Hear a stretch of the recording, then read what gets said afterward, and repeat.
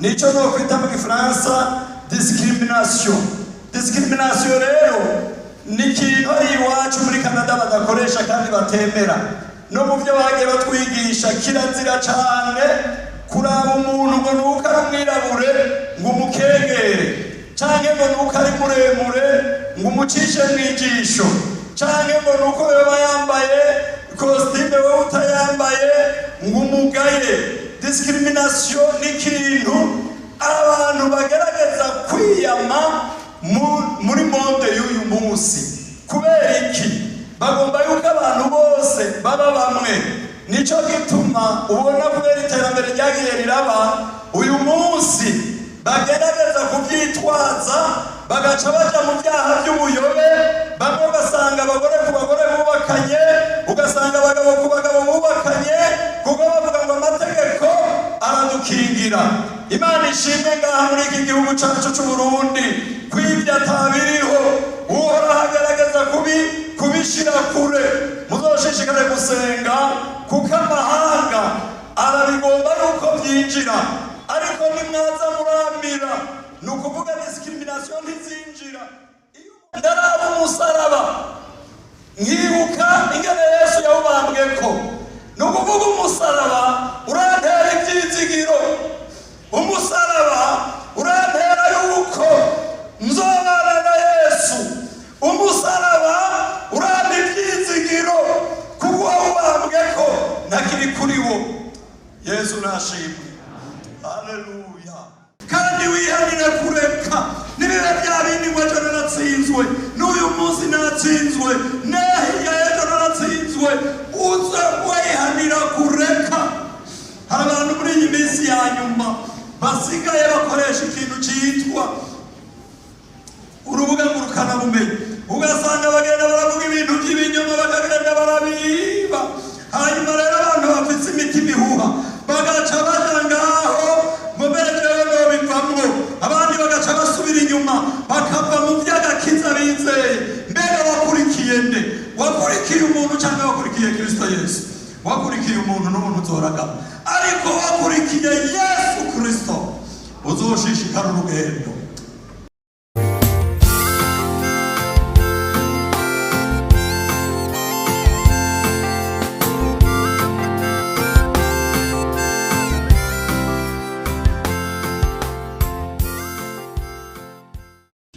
Amahoro y'umwami wacu Yesu Kristo. Mugorora ibiganza dushimira Imana tugejeje kuri rigenekerezo ryanyu. Imana yarakuzigamye natwe iratuzigama, turayishimiye. None rero jambo rigira kabiri no gushimira abungere abafatikanije ibikorwa ko batwizigiye bakaduha yuko twoshikiriza ijambo ry'Imana. Imana ishishikare kubagirira neza no kubaja imbere mu bikorwa byayo, na kare niyo yabahamagaye. Ndafise intasho ya muri Canada Montreal ziri mu gitabo ca Zaburi 133. Musabe Pasteur Sebastien ashike hano asome iyo Zaburi zobagize neza. Ewe kuntu ari byiza kandi ari iby'igikundiro ko bavukana babana nyakubana, imeze nk'amavuta yerayo y'igiciro kinini yasutswe ku mutwe, agashororokera mu bwanwa bwa Aroni, agashororokera ku misozo y'impuzu ziwe. Kandi bimeze nk'ikime cyo kuri Hermoni itonda ku misozi y'Isiyoni, kuko ari Uhoraho yagereye umugisha, niwo bugingo bw'ibihe bidashira. Amen. Amen. Izo ni intasho zavuye hariya muri Canada ku mubyeyi wacu umwungere Niyungeko Samuel, murazi yuko tubana hariya. Hanyuma rero kwigenekerezo rya mbere twari kumwe mu kudusezera adutumana intasho ku bungere no kwishengero, yaraturungikanye iyo Zaburi ngo tuze tuyibashikirize. None nimuyakire mu izina rya Yesu. Murakoze. turabe tudatebeje ijambo ry'Imana hariya mu cete ca mbere Paulo yandikiye ishengero ry'Ikorinto. Ego cete ca mbere Paulo yandikiye ishengero ry'Ikorinto hariya, ariko tutarasoma, turi mu ntango z'umwaka. Nanje nari nkwiye kubipfuriza umwaka mwiza, umwaka w'amahoro, umwaka wo kugubwa neza mu byanyu no mu banyu. Muri uyu mwaka natanguranye ijambo riri hariya kuvayo 33 ku murongo w'9, aho Imana yabarira Mose ngo ukugira neza kwanje kose kuzoca imbere yawe nawe uheze ukubone, nagira nawe urigire rwawe. Ukugira neza kw'Imana kuze guca imbere yawe hanyuma nawe uheze ukubone mu izina rya Yesu. Hari aho mu mwaka uheze ufise ibyagerageje bikagorana, ariko ntibyakunda ko wishugwa nk'uko wari wabisengeye, ariko uyu mwaka izi byishure kuko n'Imana yishura amasengesho. Igihe nari nicaye ngaha namye niyumvira, hari umuntu umwe yaje ava mu gihugu cy'u Rwanda aje mu ishengero dukoreramwo, hanyuma rero yari yarahishuriwe ataraza yerekwa ndi muri iryo shengero ndiko ndarikorera. Hanyuma rero ashitse, kubera barabona ndirabura, aca yibaza ngo ndi wo muri Afrika de l'Ouest. Hanyuma rero aje muri iryo shengero asanganijeyo, yicwa n'umunezero munini. Mbega mwebwe hari uwo yahishuriwe uyu munsi yuko nzoba ndi ngaha? Ashira ukuboko hejuru turabe yuko ari uwo yavyeretswe. Nta n'umwe. Basi hari uwo yahishuriwe aho nza gusoma. Nari namaze no kuhavuga uca umbwira igice n'umurongo. Nta n'umwe. Tugende rero mu ijambo ry'Imana tuvugane ku bushobozi bw'umusaraba. Ubushobozi bw'umusaraba ku murongo wa 18, igice ca mbere umurongo wa 18 nongeye gusoma. Ubushobozi bw'umusaraba, kuko ijambo ry'umusaraba kubaho nari iki? Banza muhashike ni murahashika, noma mfata iminota mikeya mugatujane. Kuko ijambo ry'umusaraba kubaho nari iki? Ariko kuri twebwe abakizwa ni iki? Kuri twebwe abakizwa n'ubushobozi bwande Imana. Mbega hemeruka hano hari ngaha bambonye? Ni bakeya barambonye. Nigishije ku ijambo rivuga gute? Ryarafashe bwa bundi narabivye. Imana ishimwe. Ubu rero tugira tuvugane ku ijambo ry'umusaraba ku bantu bariko barahona n'ubupfu. Mugabo ku bantu bariko barakizwa niki? Ku bariko barahona niki? Ariko uyu munsi n'uwo bariko aravuga yuko ariko arahona aracafise akanya, kuko nawe nyene ubushobozi bw'umusaraba bwomushikako. Yesu nashimwe. Kuko amaraso ya Yesu Kristo aracadudubiza n'uyu munsi, kandi aracoza umuntu wese yemeye koga muri ayo maraso. Pawulo rero arabandikira ab'Ikorinto. Abantu b'Ikorinto bari abantu bari mu gisagara, carimwo abantu b'abadandaza, carimwo abantu b'abanyabwenge, carimwo abantu bateye imbere, carimwo abantu batitaho ivy'Imana, hariho n'ikigirwamana gikomeye. Abantu bakagenda bakagishikanira amashikanwa, hakaba n'abantu b'inshoreke batandukanye bagakora ibyaha by'uburyo bwinshi. Hanyuma rero ico gihe Pawulo arabandikira agomba kubibutsa ku bantu bariko barahona yuko ari ubupfu, kuko bariko baragenda mu bintu bitagira ikimazi, bariko baragenda mu bintu bitubaha Imana, bariko baragenda mu bintu bitanezera Imana. Aca arabandikira rero ngo ubushobozi bw'umusaraba kuri mwebwe mwemera ubushobozi bw'umusaraba n'agakiza ku muntu uwo ari we wese ariko araja mu bwami bwo mw'ijuru. amen. Ku muntu ariko araja mu ijuru n'agakiza. Turabe kuri uriya murongo wa 10. Amacakubiri yari yateye mu ishengero ry'i Korinto, ariko ndababwira bene data mu izina ry'umwami wacu Yesu Kristo, mwese mube ivuga rimwe kandi n'ibice ntibiremwe muri mwebwe, ariko mutunganywe rwose hamwe muhuje umutima n'inama. Ihuye na ya Zaburi 133. Ico gihe bandikira ivyo mu by'uruhimbi Pawulo yatunganije, hari abantu b'abatunzi bazana ivyabo bagasangira ivyabo, abakene bakazana ivyabo. Nico no kwita mu Gifaransa discrimination. Discrimination rero ni ikintu ari iwacu muri Canada badakoresha kandi batemera.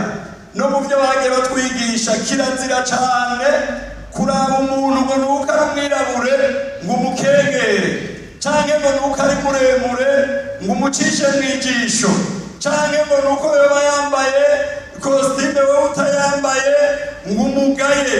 Discrimination ni ikintu abantu bagerageza kwiyama muri monde y'uyu munsi. Kubera iki? Bagomba yuko abantu bose baba bamwe. Nico gituma ubona kubera iterambere ryagiye riraba uyu munsi bagerageza kubyitwaza bagaca baja mu byaha by'ubuyobe. Bamwe ugasanga abagore ku bagore bubakanye, ugasanga abagabo ku bagabo bubakanye, kuko bavuga ngo amategeko aradukingira. Imana ishimwe ngaha muri iki gihugu cyacu cy'u Burundi kw'ibyo atabiriho, uhoraho agerageza kubishira kure. Muzoshishikare gusenga kuko amahanga arabigomba nuko byinjira, ariko nimwaza muramira ni ukuvuga discrimination ntizinjira. Iyo umuntu avuze ngo amacakubiri yari yateye ngaha, muca mwumva bimwe twavukiramwo tugakuriramwo, abandi bakabamwo bagasanziramwo, ariko si uko Pawulo yabivuga. Yavuga yuko abantu bishira hejuru bakagira ubwibone, ntibagombe gusangira n'abandi. Hanyuma rero no ku by'uruhimbi naho nyene abakene bakaja ukwabo, abatunzi bakaja ukwabo. Nico gituma yababarira ngo ico gihe hari hateye ibintu bitari byiza. Imana idufashe kandi Imana itugirire neza, idufashe muri uru rugendo ruja mu ijuru, kugira ngo umuntu wese mu mutima wiwe yiyumvire ku bushobozi bw'umusaraba. Umusaraba aho ubonye hariho hose, aho hanze haba hari ikintu cyakoretse kitari cyiza, siko? Ni ukuvuga korobiyare cyangwa ya modoka itwara abantu, umuntu yitabye Imana n'umusirikare nanzi ngo ameze gute, icyo akora. Jewe sinabaye umusirikare, mugabo acahagarara akifata neza, ari ukubita isaruda akayikubita kuko yabonye yuko hari umuntu yashengeye. Turi kumwe? Ariko kuri twebwe umusaraba ugira gute? Utera ibyizigiro. Yesu nashimwe. Umuririmbyi yaravuze ngo ndaraba umusaraba nkibuka ingene Yesu yawubambweko.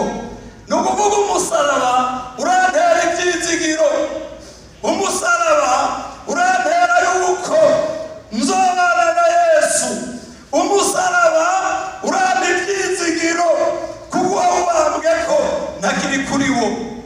Yesu nashimwe. Haleluya. Ni ukuvuga rero tugira tuvugane bikeya ku bintu bijanye n'igorogota. Mbega igorogota ko mbona Yesu yaroyeyo akabambwa, kandi akabambwa isanzure, kandi muri uko kubambwa yari karondera jewe kandi yari karondera na wewe. Yesu nashimwe. Mbega igorogota haroroshe gushika? Igorogota nihoroshe gushika. Twebwe ari iwacu hari aho twigisha tubanza kuko ni ishengero ritowe, mwebwe muri ishengero rinini ntaho nzarabaza. reka dushishikare. Igorogota nihoroshe gushika.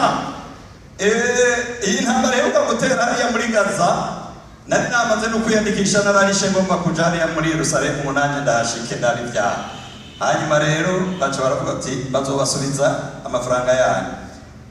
Ariko nubwo biruko igorogota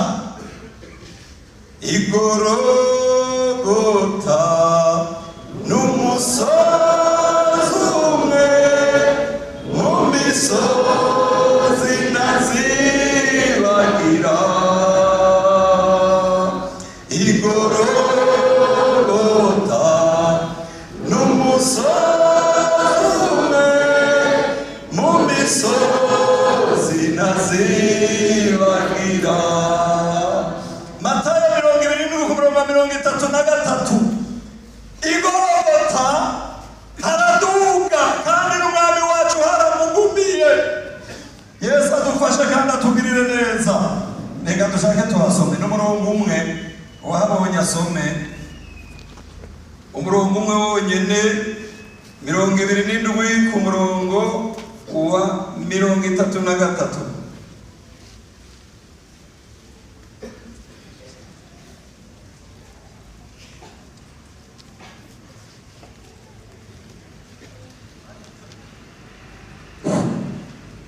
Bashitse ahantu hitwa Igorogota, isobanura ngo ahantu h'agahanga.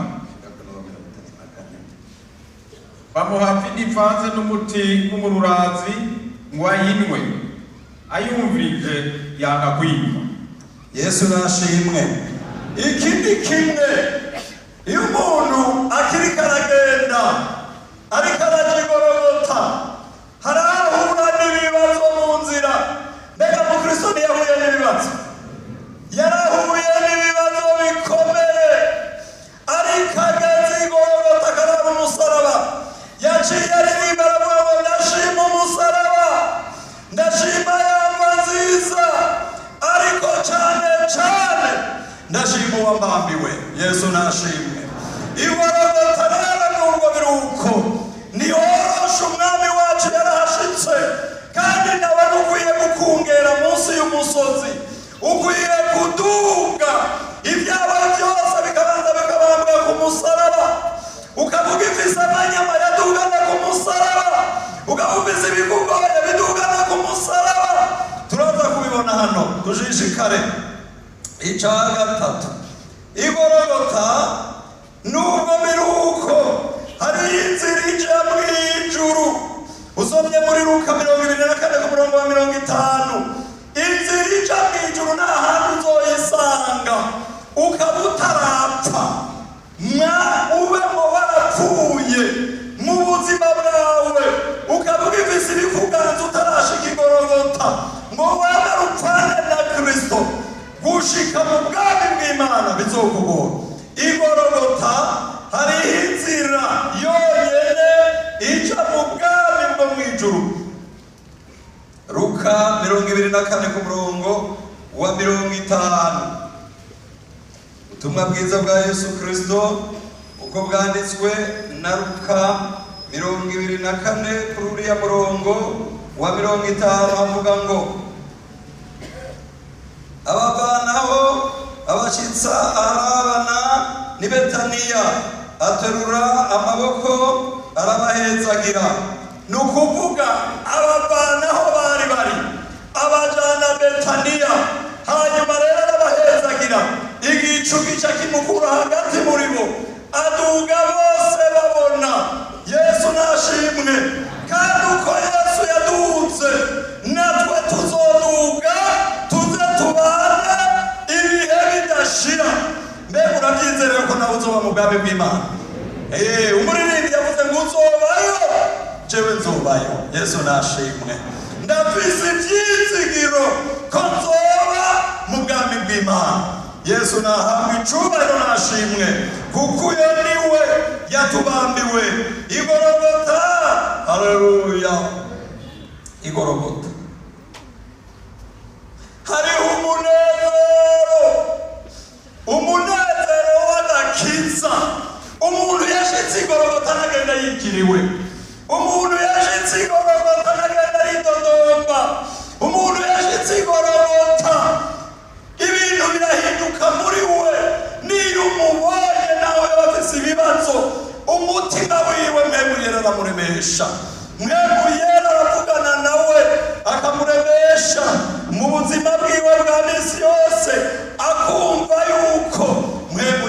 bangana nawe. Yesu nashimwe. Aha rero uwo munezero Yesu yarawuvutse hariya muri Yohana 14 kuri uriya murongo wa 27. Umunezero hariya Abaroma 15 ku murongo wa 13. Tuharare 15 Chete Paulo yandikiye ishengero ry'Iroma ku murongo wa 13.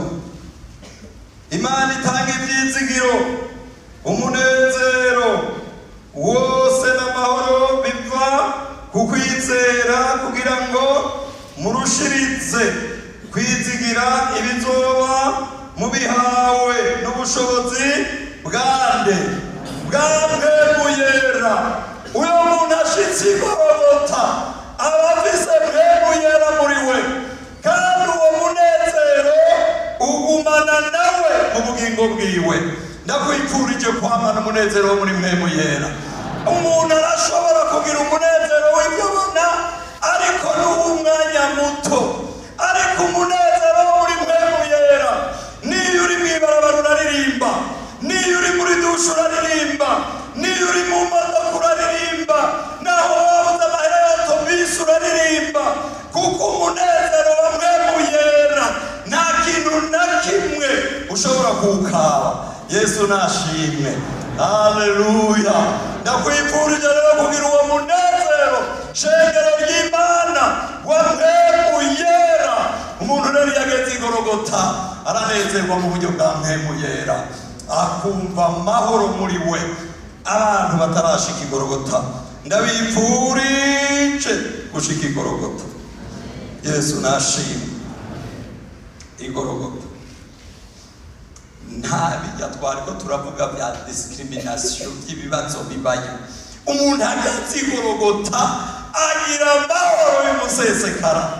Umuntu ashitse igorogota arumva muri we atakibazo afise. Umuntu agazi igorogota nta ngorane na ntoya uyo muntu aba afise mu buzima bwiwe bwa minsi yose. Sabe Pasteur Sebastien asubira ashike hano asome igitabo ca kabiri ca Samweli. Igitabo kigira kabiri ca Samweli. Igitabo kigira kabiri ca Samweli hariya 16 ku murongo wa 5.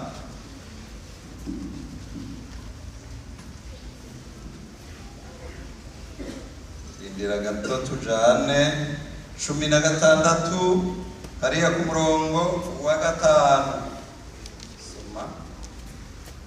Undanzia majambo ngo Shimei yatuka Dawidi.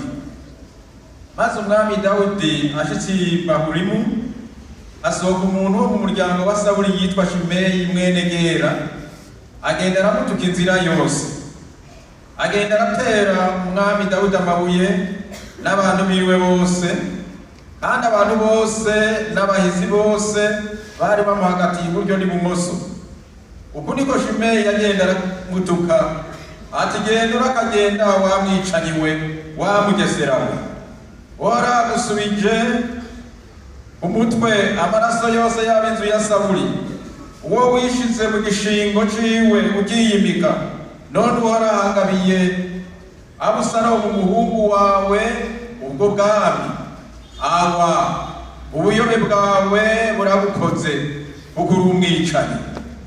Maze Abishayi umwana wa Seruwiya abaza umwami ati ariko ni iki gituma tureka umuvyimba w'imbwa akagenda aragutukaga mwami wanje nyene ingoma ije ndabukenda kuca izosi? Umwami aramwishura ati dusangiye iki ga yemwe bana ba Seruwiya? Niyabanutse uhora ari we yamubariye ati tuka Dawidi hari uwoshobora kumubuza? Ati ivyo bitewe n'iki?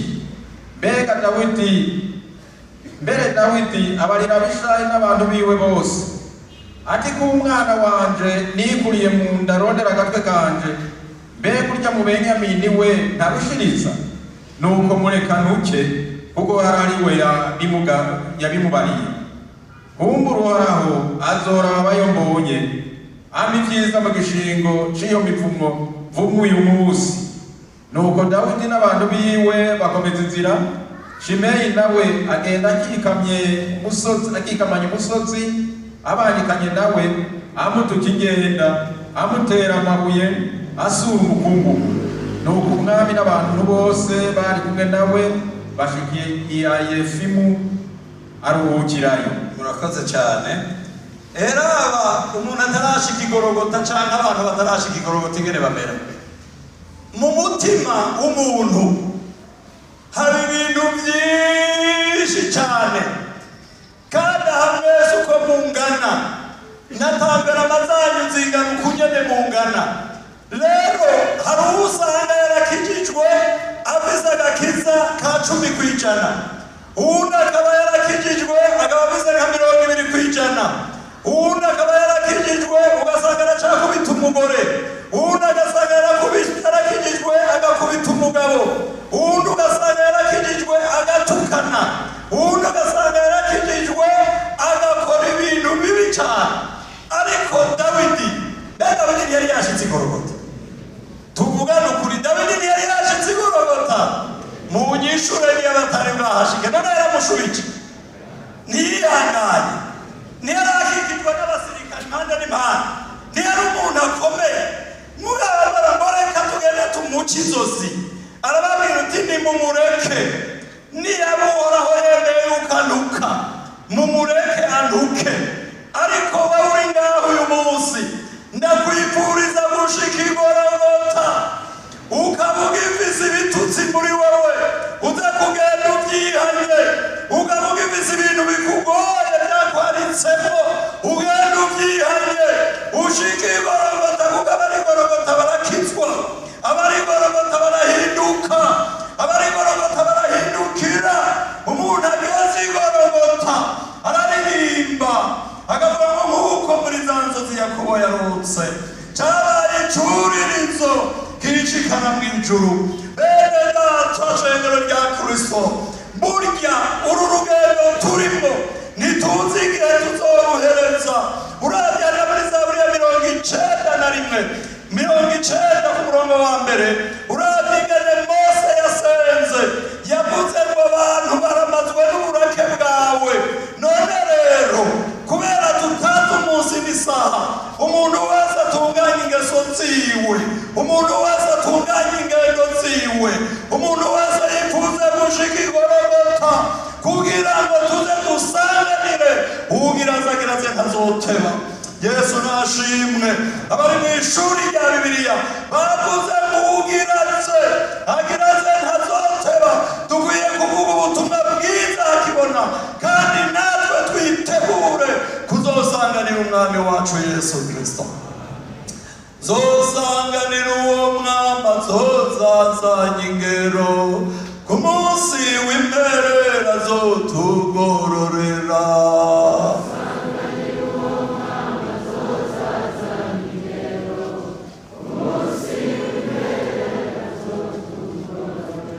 Azokugororera mu gihe witeguye mu mutima, azokugororera mu gihe ibyiyumviro byawe biraba imbere, azokugororera mu gihe watunganije ingeso zawe, azokugororera mu gihe wagendanye n'Imana, azokugororera mu gihe utagiye uravukera.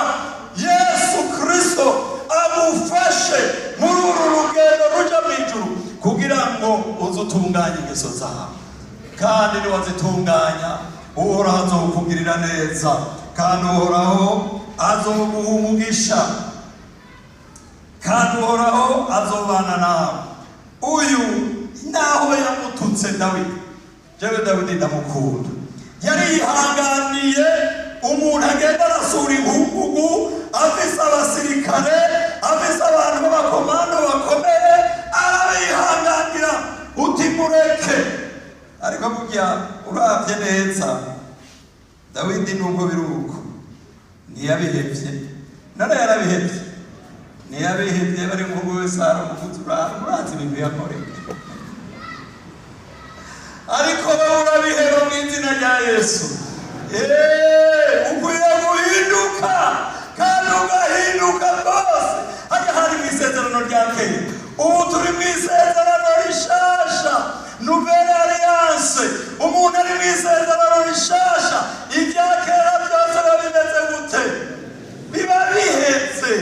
ukuvuga turi byaremwe bisha muri Kristo Yesu. Yesu nashimwe.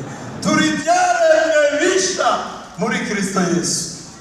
Yarabiravye asanga Imana ntimuhaniyeho. Ariyumvira uti none ko Imana yamutebeje kumuhana, none ndamusigaho nyene ngende acawe mumu wamwiwe ngo basi kandi anyene yamubariye kubwenge ntiyambaye ngo wacumwici yambaye ngo urarabigene umugenzereza urazi yuko yankengeri yakanduka. Nimuza mukengera abakozi b'Imana muzohore mubaha umuntu yasizwa amavuta uko biri kose. Ndagira ngo ndagutangarize ngo tumwubahe kuko siwe wayamusize. Yesu nashimwe.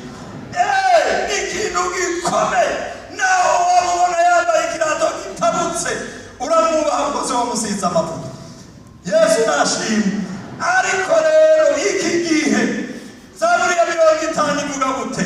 Mwibyo urabikora nanjye ndahora ukibaza yuko mwanye nawe bose ariko nzoguhana ndabishira imbere y'amaso yawe byose uko byagiye birakurikirana. Wewe rero utifuza guhanwa, wewe wifuza kugororoka, wewe wifuza gushika igororota, wewe wifuza kubana na Yesu kuko umwanya wari wose inzamba irashobora kuvuga. Turarindiriye yuko inzamba y'umwami wacu Yesu Kristo ivuga. Ntituzi isaha, ntituzi umwanya, ariko twebwe tubahariye muri biriya bihugu. Uri kuraraba vitesi ibintu biriko, uri kuraraba ingene abantu bishushanya, uri kuraraba ingene abantu bagenda barahindagurika. Haraho bibaza uti none inzamba izovuga ryari? Erega harahura n'umuntu akavuga ngo jewe ndi Imana, ukamubona uko nyene akakubwira ngo jewe ndi Imana cyangwa akakubwira ngo jewe ndi Shetani. Mwahuriye aho nyene ukamubona. Hanyuma rero cukora usengera mu mutima uti amaraso ya Yesu mw'izina rya Yesu. Kuko nk'uko twazananye mu ndege yambariye yari umufaransa yambariye ngo jewe ngo ibyo gusenga nawe bivuyemo ngo kuko byose nabonye ari iki. None eske tu paye ange si Kristo ngwego ndamwemera mugabo sinshobora kuja gusenga naho biruko sindamwizera kandi sinshobora kujayo. None uremera yuko ijuru ririho? Ijuru ririho, ariko mwibuke yuko hari amajuru menshi. Erega hari umupagana akubwiye ngo ijuru ririho, none Shetani arihe? Yakorokeye uzi yari uyu. Hajya rero akubwiye ngo ijuru ririho, abazi yuko ari hahandi wa mugwanizi yakorokera. Wewe rero ukajujana ngo yemeye ijuru, ariko Pawulo yageze mu ijuru rya kangahe? Rya gatatu, ariko ni rya kane rirahari. Imana yacu ni Imana ni super, ishobora byose, ifise byose, ni byose muri byose. Nico gituma mu byacu Yohana avuga ngo eheraba byose ndabigira bisha. Haleluya. Byose izobikunja kunja ibizinga, hanyuma rero yetabirisa ibindi bishasha kuko ni Imana ishobora byose. Ni Imana rero iriho kandi ishobora byose muri Kristo Yesu. Nta kintu na kimwe kidashoboka, byose biremera. Ariko tunganya ingeso zawe, tunganya ukubaho kwawe, baho mu buzima bwegejwe butunganiye Imana, nubeho mu buzima bw'umuzimagiza. Turiko turaja mw'ijuru dukizwe maze tuje mw'ijuru dukizwe, hanyuma ejo buce twigira iwacu. Yesu nashimwe. Ndarangije sinenza aha kuko n'umwanya nawo nyene sinibaza ko nshishibonye nyemerera gusubira kubandanya, ariko ndagira ngo ndakubatse mbega Shimeye ko yagiye arakobaguriza umwami akamukobaguriza wewe mu mutima wawe. Ya Zaburi ya 50 naho tutayisomye kwivuga ngo ibyo urabivuga nanjye nkahora, ukabyiyumvira nanjye nkahora, ukabivuga nanjye ngahora, ukabiraba nanjye ngahora, ibyo ukora byose nkaguma nihoreye, uhora haguma hose. None wowe mu mutima wawe bimeze gute? Nakanya ko gutunganya umutima, nakanya ko gutunganya umutima. Umuntu wese ku rugero rwiwe ubu ari bose. Yesu ahamagara abarushe n'abaremere uti ngwino ndabaruhure. Kaze uruhugwe n'umwami wacu Yesu Kristo. Haleluya. Kaze kuri Yesu yagupfiriye, kaze kuri Yesu yakuzukiye, kaze kuri Yesu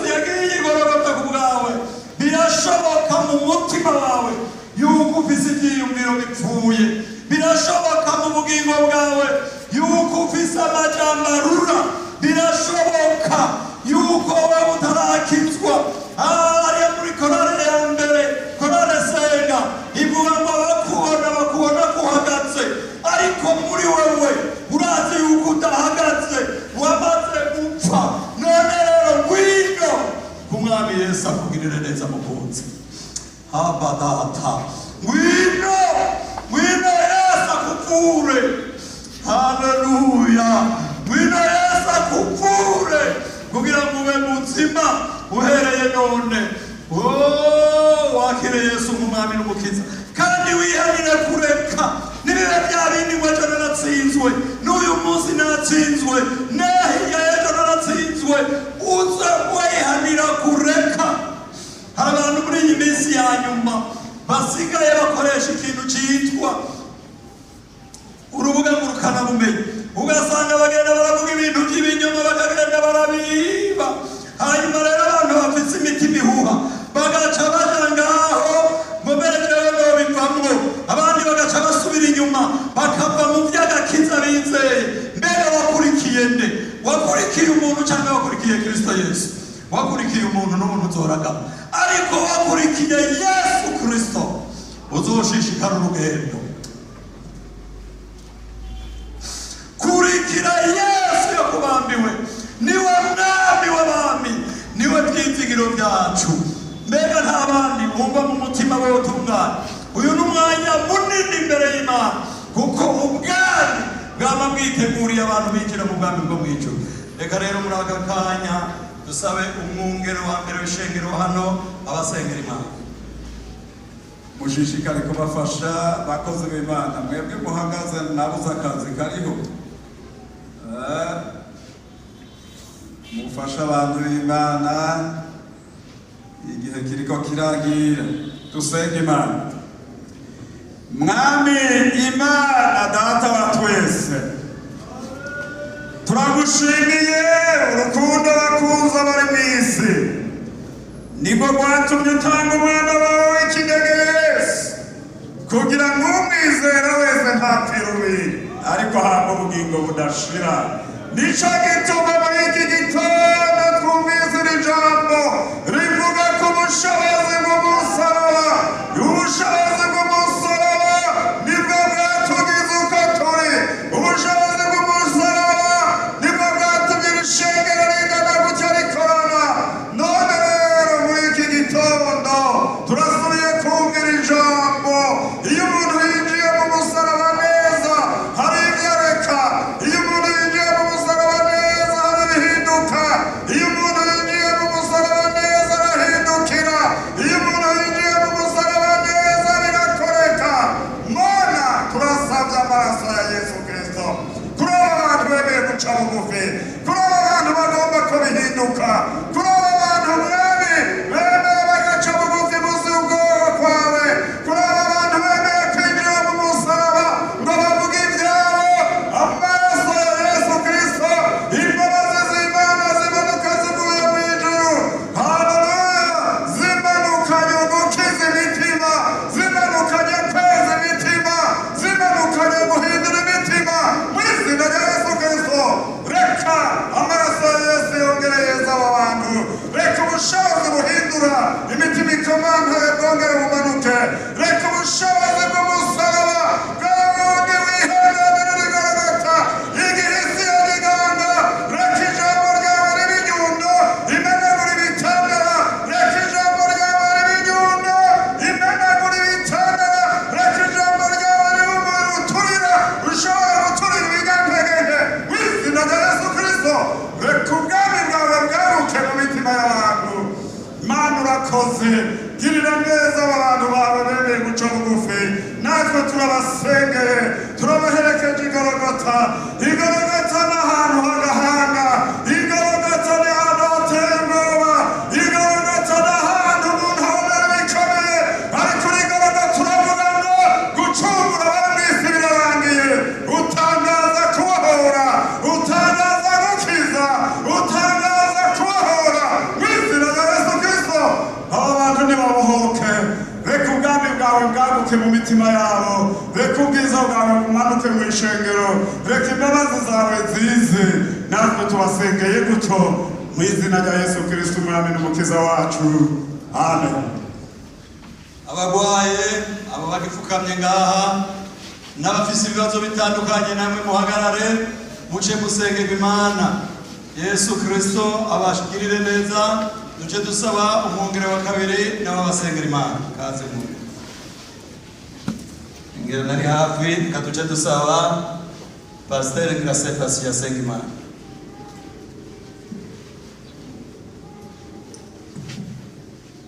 Mana iyo mwijuru, turagushimiye mwungere mwiza ku majambo yawe ishengero rimaze kugaburirwa. Turagushimiye kuri rino uri hano muri rino shengero, kuko ijambo ryawe rivugwa, aho ubutumwa bwiza bw'amahoro buvugwa. Nawe ni uri ngo wiyerekane, ubohore, utabare, ugirire neza abakwizera. Abasabyi bawe rero baragurutse, bagurukanye ibibazo bitandukanye, imitwaro y'indwara, ibyago n'ibindi bibaremereye byose turabizanye imbere yawe mwungere mwiza, mw'izina rya Yesu Kristo, ngo haboneke gutabarwa kuvuye kuri wewe.